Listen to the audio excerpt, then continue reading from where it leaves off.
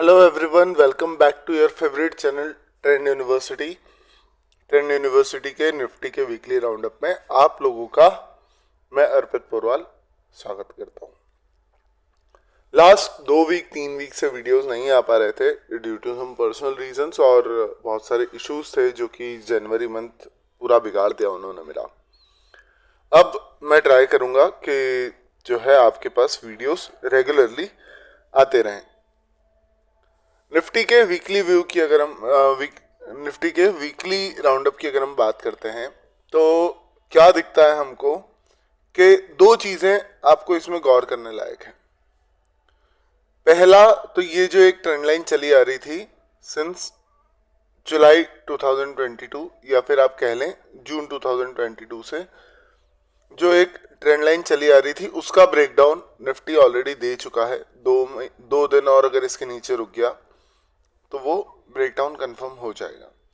Monthly chart पर हमें जो लेवल्स दिखते हैं, फर्स्ट जो सपोर्ट है इसका वो है 16,800। ठीक है, तो 16,800 इस एक अच्छा खासा सपोर्ट है, बट क्या यहाँ तक जाएगा सवाल ही आता है।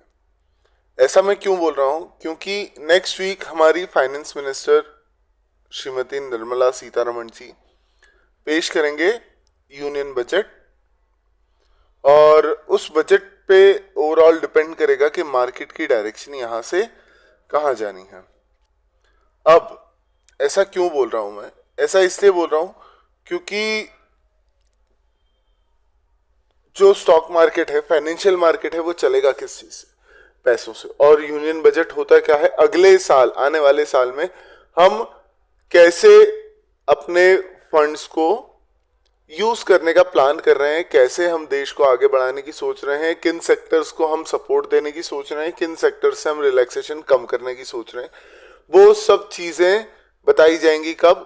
यूनियन बजट के अंदर। अब क्या होता है यूनियन बजट के पहले? हम 2022 को छोड़ देते हैं, 2021 को छोड़ देते हैं, 2020 को छोड़ देते हैं, आते हैं 2019 के जनवरी में। ठीक है, जनवरी का मंथ। अब यहां पर अगर आप जनवरी का मंथ देखेंगे, ठीक है, ये जनवरी का मंथ स्टार्ट हो रहा है from this candle. Last week की कैंडल है ये 28 जनवरी से जो स्टार्ट हुई। अब अगर आप इसको थोड़ा सा गौर से देखें, ये जो कैंडल है, इस कैंडल में आपको क्या दिखता है? इस कैंडल में आपको दिखती है वोलेटिलिटी, अच्छी खासी वॉलेटिलिटी। यहां पर तो ये फाइनेंशियल ईयर साल खत्म हो रहा था, इस चक्कर में वॉलेटिलिटी है। यहां पर आप देखेंगे तो वॉलेटिलिटी, यहां आप देखेंगे वॉलेटिलिटी। मतलब जो आपका बजट के पहले से जो वीक स्टार्ट होता है और बजट वाला जो वीक होता है, बजट के बाद वाला है, बजट वाला जो वीक है, उसमें अच्छी खासी वॉलेटिलिटी आपको देखने को मिलती है। चलिए एक बार 2018 भी देख लेते हैं।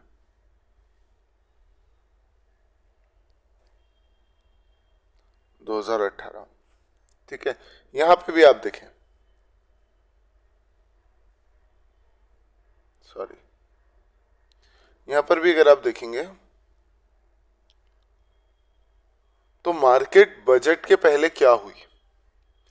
हमेशा एक चीज ध्यान रखना है इसमें कि अगर बजट के पहले मार्केट जिस तरीके से भी रिएक्ट कर रही है, बजट के बाद वो उसके अपोजिट डायरेक्शन में रिएक्ट करने लगती है। हमेशा ध्यान रखना है बात। 2018 में मार्केट बजट के पहले स्टीप राइज में आया था, उतना ही स्टीप फॉल बजट के बाद आपको देखने के लिए मिलेगा मार्केट में। ठीक है, तो अभी हमको क्या दिख रहा है करंट सिनेरियो के हिसाब से? करंट सिनेरियो अगर हम देखें निफ्टी का वीकली बेसिस पे, तो वीकली बेसिस पे अभी हमें दिख रहा है कंसोलिडेशन, बट जो लास्ट वीक की क्लोजिंग है, इसमें हमको एक सीरियस ब्रेकडाउन सॉर्ट ऑफ चीज देखने के लिए मिली है। ये कुछ लोग कह रहे हैं बजट के लिए है, कुछ लोग कह रहे हैं कि जो भाई साहब वो अडानी जी के जो हमारे गौतम अडानी जी के स्टॉक्स हैं वो गिरे हैं। जो एक हाइडेनबर्ग करके कौन है, उन्होंने एक रिपोर्ट प्रेजेंट की है, कुछ एलिगेशंस लगाए हैं, उसके बाद 80 100 सवाल पूछे हैं कुछ अडानी जी से, और उनका कहना है कि भैया हमको अभी तक जवाब नहीं मिले हैं। तो ये कंपनी फ्रॉड है या गिर जाएगी या ख़त्म हो जाएगी, तो ऐसा कुछ नहीं है। अगर हमारी चैनल पर आप लोग 100 सब्सक्राइबर्स कंप्लीट हो जाते हैं तो अडानी जी के जो ये स्टॉक्स हैं, अडानी ग्रुप की कंपनीज के जो ये स्टॉक्स हैं, उन पे एक कंप्लीट शॉर्ट में और पूरी रिसर्च जो है वो आपको मैं डिलीवर करूंगा। अगर आप आज या कल मंडे 30 जनवरी तक 100 सब्सक्राइबर्स कंप्लीट कर देते हैं तो ठीक है। चलो कंटिन्यू करते हैं। निफ्टी के वीकली व्यू में क्या दिख रहा है, तो अभी एक सीरियस ब्रेकडाउन हमको यहाँ पर देखने को मिला है। तो ये बजट की वजह से भी हो सकता है, ये हमारे अडानी स्टॉक्स की वजह से भी हो सकता है, बट अगर अडानी स्टॉक्स की वजह से होता तो केवल अडानी स्टॉक गिरते 10%, 15%, 8%, 5%, और बाकी सब अगर मार्केट डाउन जा रहा है उनकी वजह से तो आधा परसेंट 1% में रह जाते। बट क्या हो रहा है, पूरा मार्केट गिर रहा है, हर जगह से जो पैसा है वो निकाला जा रहा है। FIIs कभी 3,000 करोड़, कभी 4,000 करोड़ डेली का निकाल रहे हैं, ठीक है। प्लस साथ में टेक्निकल्स की अगर बात करें तो आप ध्यान देंगे RSI पर, जहां पर ये ट्रेंड लाइन आपको ऐसी बनती हुई दिख रही है। यहां पर आपको क्या दिख रहा है, ऑलमोस्ट फ्लैट, मतलब RSI में एक नेगेटिव डाइवर्जेंस दिखाई देता है वीकली चार्ट पर। तो बजट के पहले की वॉलेटिलिटी आप कह सकते हैं, अडानी स्टॉक्स का पावर आप कह सकते हैं, जो टेक्निकल आपको स्ट्रक्चर दिख रहा है उसका ब्रेकडाउन, क्योंकि यहाँ पर एक अगर मैं बात करूं तो आपको एक बेरिश फ्लैग पैटर्न भी दिखेगा जिसका ब्रेकडाउन निफ्टी ने दिया है। आप टेक्निकल बात कर लें, आप लॉजिकल बात कर लें, या फिर हवा में कुछ जो रिपोर्ट्स हैं उनके बारे में बात कर लें, तो मार्केट अभी बेरिश है। बट 30-31 को अगर संभल गया, हो सकता है, देखो पॉसिबिलिटी है, मैं बोल नहीं रहा हूं कैसा होगा। 17,400 से अगर सपोर्ट ले लेता है वेल इनफ, नहीं तो 16,500 भी आ सकता है 2 दिन में। मैं क्या बोल रहा हूं, 2 दिन में। मंथली चार्ट पर हमने एक चीज देखना हम भूल गए हैं। अगर हम मंथली चार्ट देखते हैं वापस से,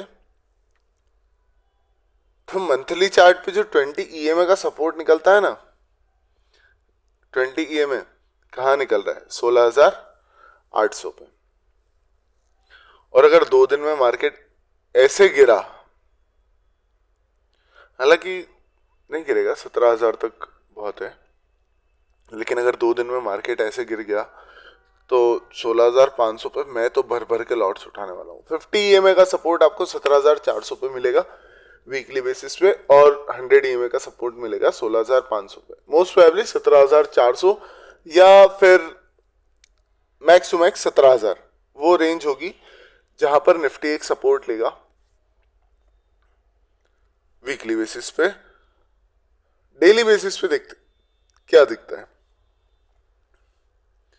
डेली बेसिस पे तो भाई साहब और ही कुछ कहानी दिख रही है। क्या कहानी दिख रही है, डेली बेसिस पे हमको ऑलरेडी हम पहले भी बात कर चुके हैं, कुछ गैप्स पेंडिंग है। ये गैप पेंडिंग है, सॉरी, ये गैप पेंडिंग है, ये गैप पेंडिंग है, ये गैप तो हालांकि फिल हो गई अब, लेकिन ये गैप पेंडिंग है, ये वाली गैप पेंडिंग है। तो अभी भी बहुत सारी गैप्स हैं जो पेंडिंग हैं।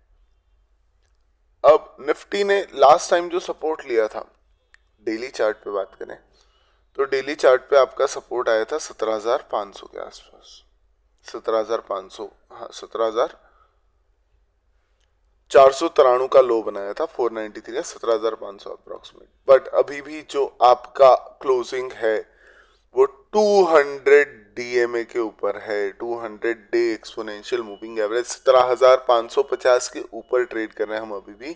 क्लोजिंग 17,550 के ऊपर ही दी है निफ्टी ने। हाउएवर एक हाई वॉल्यूम सेलिंग हमको देखने के लिए मिली है last trading session, that is Friday 27 2023 को।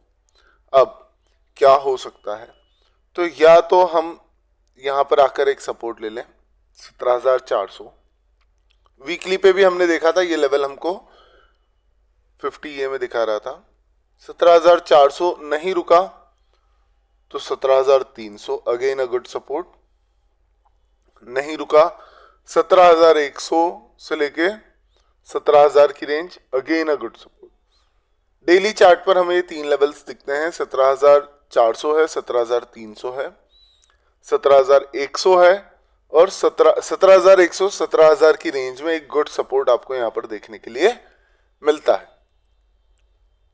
ओके, जो एक गैप ये भी पेंडिंग है, ये गैप पेंडिंग है आपकी 16,800 16,900, ठीक है। अगर बहुत ज्यादा वॉलेटिलिटी होती है बजट के पहले तो 17,400 और 17,100 वो लेवल्स होंगे जो मैं एक्सपेक्ट कर रहा हूं। और गिरी से गिरे कंडीशन बहुत ज्यादा अगर बेरिश हम हो भी जाते हैं तो 16,900 16,800, दैट्स इट। इससे नीचे मार्केट नहीं जा रहा। अब अगर सॉरी बजट बहुत अच्छा आ गया, बहुत अच्छा आ गया मतलब मार्केट की एक्सपेक्टेशन से भी अच्छा आ गया, मार्केट की एक्सपेक्टेशन से खराब आया मार्केट गिरेगा, मार्केट की एक्सपेक्टेशन के मुताबिक आया तो भी मार्केट गिरेगा, खराब आया तो ज्यादा गिरेगा, अगर एक्सपेक्टेशन के हिसाब से आता है तो थोड़ा वॉलेटाइल होके थोड़ा बहुत तो प्रॉफिट बुकिंग आएगी। बट अगर मार्केट की एक्सपेक्टेशन से अच्छा बजट आ गया तो क्या होगा, मार्केट रॉकेट वे में ऊपर जाएगी, ठीक है, अच्छे खासे तरीके से। अगर मार्केट की एक्सपेक्टेशन आ गई तो अगले लेवल वापस से क्या आएंगे, 18,500 आएगा, 18,800 आएगा, 19,000 आएगा। अगर मार्केट की एक्सपेक्टेशन से अच्छा आ गया तो ये फेब मंथ के टारगेट हैं। अगर मैं 19,000 की बात करूं, अगर बजट अच्छा आ जाता है, केवल एक सिंगल टर्म्स एंड कंडीशन कि अगर मार्केट की एक्सपेक्टेशन से बजट अच्छा आ गया तो बाजार फेब में 19,000 जाने की ताकत रखता है, ठीक है। इसके अलावा क्या दिख रहा है हमको, इसके अलावा दिख रहा है एक थोड़ी सी नेगेटिव चीज, वो क्या है, अगर आप देखें तो 50 EMA को क्रॉस कर चुका है क्या, 20 मतलब हमारा जो 50 डे एक्सपोनेंशियल मूविंग एवरेज है उसके नीचे ट्रेड कर रहा है 20 EMA, मतलब एक वीकनेस का साइन है।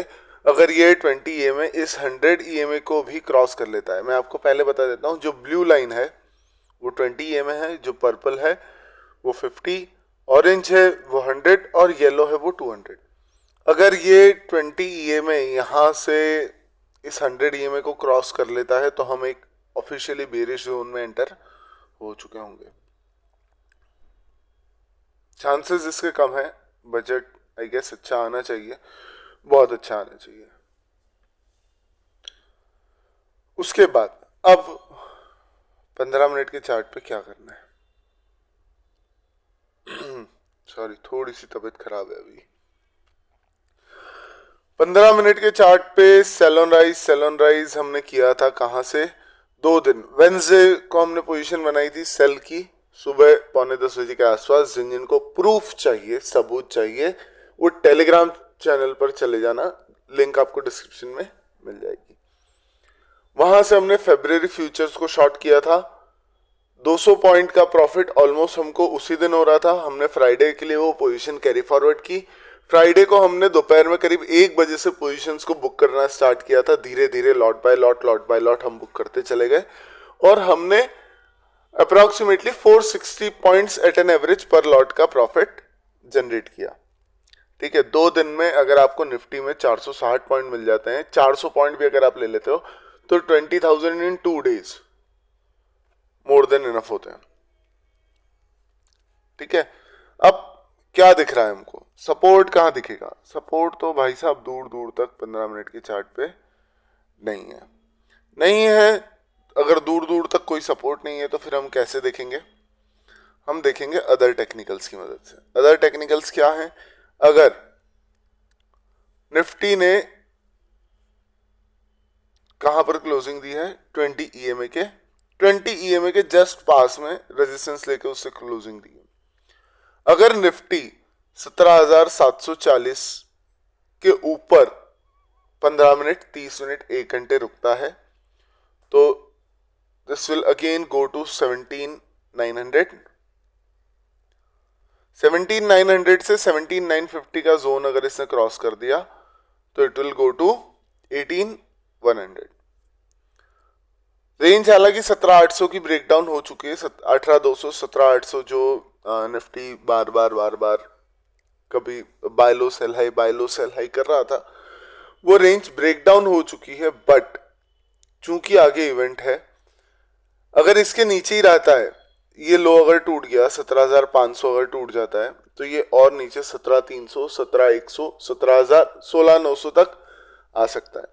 अगर ये लो सेफ है 17,500, इफ 17,500 इज सेफ, देन 17,740 अगर काट देता है, 17,740 के ऊपर ही जाएगा 17,900 से 17,950 में अगर रेजिस्टेंस नहीं लिया या यहाँ पर थोड़े टाइम के लिए कंसोलिडेट करके ये ऊपर गया तो ये फिर वापस से 18,100 पर आ जाएगा, जहां से हमने ब्रेकडाउन को आइडेंटिफाई किया था।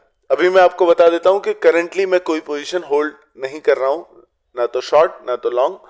30 और 31 तारीख को पर्सनली मैं कोई ट्रेड नहीं लेने वाला हूं। हाँ, अगर मुझे कुछ स्टॉक मेरे अच्छे प्राइस में मिलते हैं तो मैं कैश एंड कैरी इक्विटी में उनको अपने पोर्टफोलियो में ऐड जरूर करूंगा। अगर कुछ ऐड करता हूं तो मैं आपको टेलीग्राम और व्हाट्सएप दोनों जगह बता दूंगा। अभी तक मैं एक्टिव नहीं था पिछले कुछ समय से, जैसा कि मैंने आपको स्टार्टिंग में बताया, कुछ इश्यूज की वजह से। अब दोनों जगह पर मेरा इन्वॉल्वमेंट वापस से, हमारी टीम का इन्वॉल्वमेंट जो है वो फिर से रेगुलर हो जाएगा। अब क्या करना है तो अभी 2 दिन अगर सेफ ट्रेडर हो तो 2 दिन कोई ट्रेड मत लेना, चाहे आपको कोई भी आके बोल दे, किसी पे कितना भी भरोसा हो। ये 2 दिन बहुत पैसे आप बना भी सकते हो और डुबा भी सकते हो। अगर कम कैपिटल वाले ट्रेडर हो, सेफ ट्रेड करना चाह रहे हो तो ट्रेड मत ही करना। और अगर बहुत ज्यादा इच्छा हो रही है ट्रेड करने की तो ठीक है, मैं तो ट्रेड नहीं करने वाला हूं। हाँ, बट अगर इक्विटी में कुछ मेरे पास अच्छा मौका मिलता है, अगर मुझे कोई अच्छे लेवल पे कोई स्टॉक मिलता है तो मैं ज़रूर उसको लेना चाहूँगा। ठीक है, थैंक यू वेरी मच। आज बैंक निफ्टी का वीडियो शायद तक नहीं बन पाएगा। अगर बैंक निफ्टी का वीडियो बनता है, आपको इस वीडियो के एंड में वो पिन हो चुका होगा, और अगर नहीं बनता है या शाम तक बनता है अगर, तो उसके लिए मैं आपको अलग से ट्विटर, टेलीग्राम और व्हाट्सएप पर नोटिफाई कर दूंगा।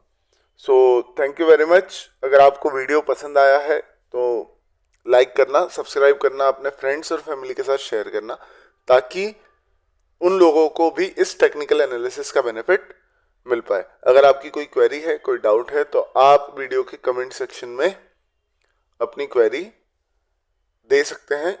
हमारी टीम जो है उसका रिस्पॉन्स आपको कर देगी। Thank you very much.